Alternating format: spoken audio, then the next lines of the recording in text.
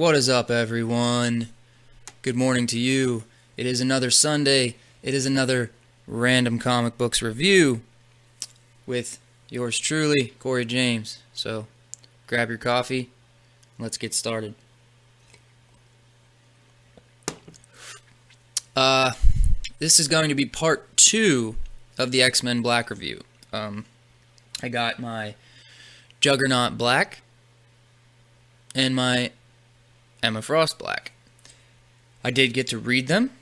If you remember in the last part 1 of X-Men Black review, I did Magneto, Mystique, and Mojo, and I wasn't too happy with them. The artwork wasn't that great, and the stories were kind of dumb and pointless. The Apocalypse chapters, though, were not dumb and very interesting, and probably the only reason I did continue to get these issues was because I wanted to finish the story. Say hi, Bubba. And so, what did I think of Juggernaut? What did I think of Juggernaut? So the story of Juggernaut, it's pretty cool. He's busting through these walls, exactly what you want to open with a Juggernaut. Full old school suit, helmet on, beating some old school X-Men up. Starts thinking that he's being manipulated a little bit in the head, but we all know that with the helmet, that's not supposed to be possible. So you find out that it's not Professor Xavier manipulating his mind, it is the demon Cyttorak, who is the one who gave him his the gem to give him his powers. And so they gave him his powers, and he takes him to the Temple of Cyttorak and tells Juggernaut that he's not worthy of the gem, and he's not been doing what he should be doing, and he wants to take his powers off of him. Takes the gem back. Juggernaut, he's not down with that. So he's like, hey man, we're going to throw down. I'm the unstoppable Juggernaut, and you're about to find that out. So we get this badass clash between Cyttorak and Juggernaut. That was really awesome. So Juggernaut put up a decent fight, but Cyttorak in the end ended up putting his face in the dirt. Telling him that he's not worthy, and he proved it. So he's going to take the gem off of him. He takes the gem off of him, relieving him of his powers, and Juggernaut basically says, I don't need your stinking gem, bro.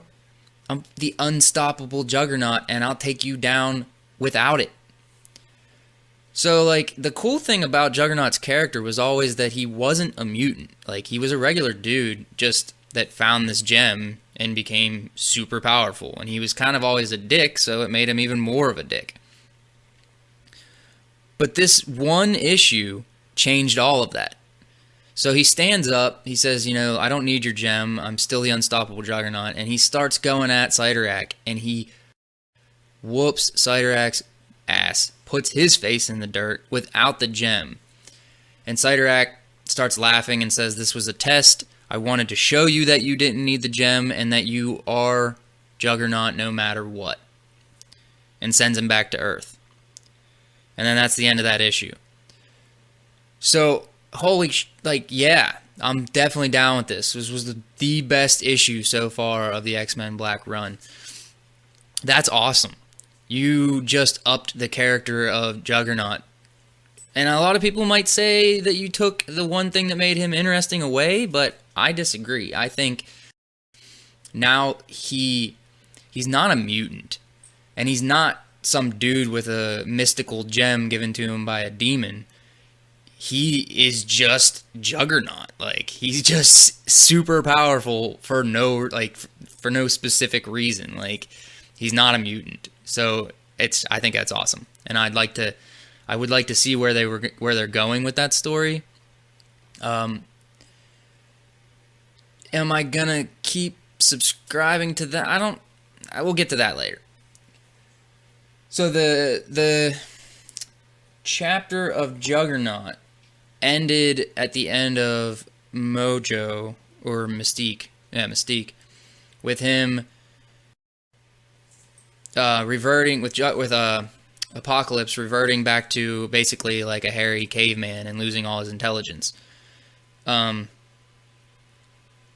In Juggernaut, he fights these monkeys who are a little bit more evolved than him.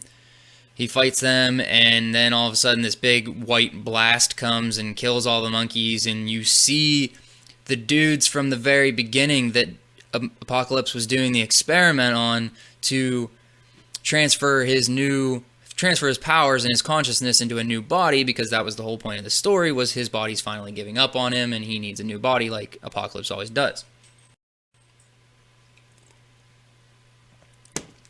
You see the three of them and the one with the D on his chest, and they're standing there looking all omnipotent and like deities with these glowing veins, and they look crazy awesome, and basically making fun of Apocalypse, who is basically a monkey, hairy monkey right at this point. And they throw him in a cage. And that's where that ends. Awesome. So we move on to Emma Frost. The Emma Frost issue. This one opens up with Emma Frost going to the X-Men, going to Rogue, and asking for help. Asking for the X-Men's help. She wants the X-Men. She says that the Hellfire Club are at their most vulnerable right now. They're scattered. Sebastian Shaw has kind of abandoned them and held up in his penthouse somewhere.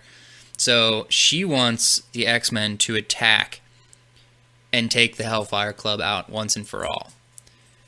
And they agree. So when they spread out to go to the different factions of the Hellfire Club, the X-Men, she tells the X-Men to go here, and do this and do that, and she'll take Sebastian Shaw for herself. So we get this, her kind of manipulating the minds of people to get into Sebastian Shaw's penthouse, and they get in there, and he thinks he gets the upper hand on her, and he's beating the crap out of her, and he's got her down on the floor, just basically killing her. And then you find out that she was manipulating his mind the whole time, and she's sitting off to the side, like watching him, like she usually does. And then she kills him. She just kills Sebastian Shaw, and she's like, "Hey, now I'm the leader of the Hellfire Club." And she calls herself she changes her clothes from the white into the black, and now she calls herself the Black King. She says it a couple of times that she's the Black King now. I don't know. If she was the White Queen, like that's always been her character, why wouldn't she be the Black King or Black Queen?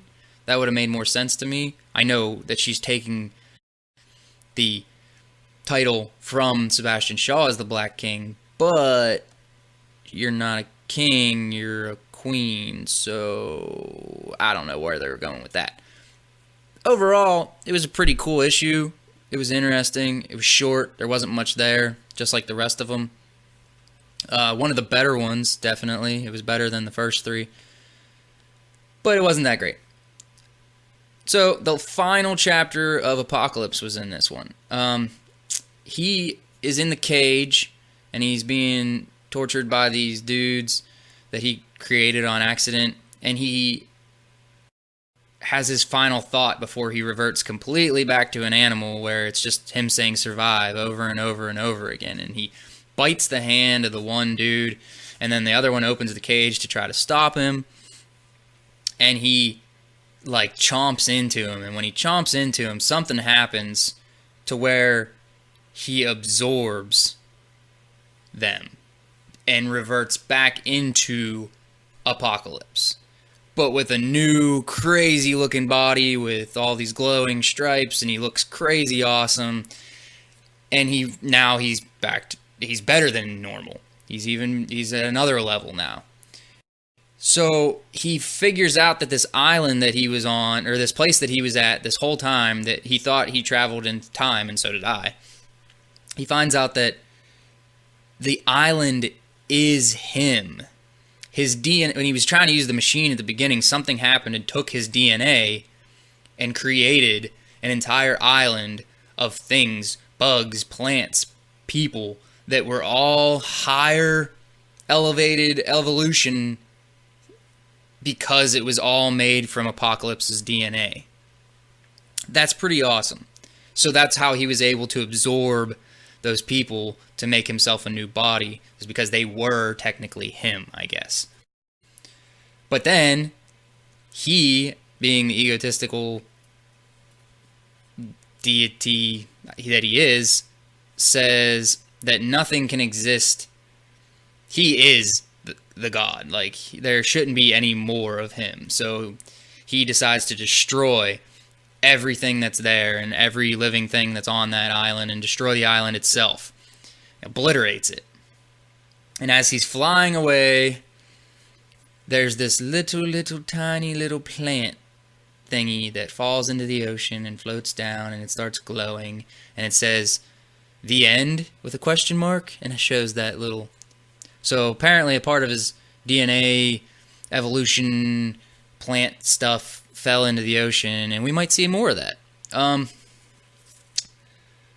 In conclusion, if the Apocalypse story arc in these 5 X-Men Black books continues, I would be so down to subscribe to something like that. The story was great, the artwork was magnificent, and it was really cool to see Apocalypse's story is weird. He only shows up every once in a while in an X-Men or a different story arc, where they always say like he's been sleeping for a long time, and he always comes back stronger or different because he's changing, and that's how he lives for so long. But you never see what he's doing in those periods of absence. This story was one of those periods of absence, of him going through something, going through a transformation into a higher Apocalypse. That was really cool. I was really into it, and I was really interested in it. It sucks that I had to pay. I mean, I guess it was just a little bit of extra, but it was such short chapters. Like, if this would have been 5 issues of that, I would have been way happier. So overall, the X-Men Black first 5 issues. Magneto, meh. Mojo, brr. Mystique, meh. Juggernaut, not too bad. I enjoyed Juggernaut. I wouldn't mind seeing some more of that. Emma Frost, I'm on the fence. There wasn't much there. It was interesting, but not interesting enough. I would like to see more of this Apocalypse story. Alright.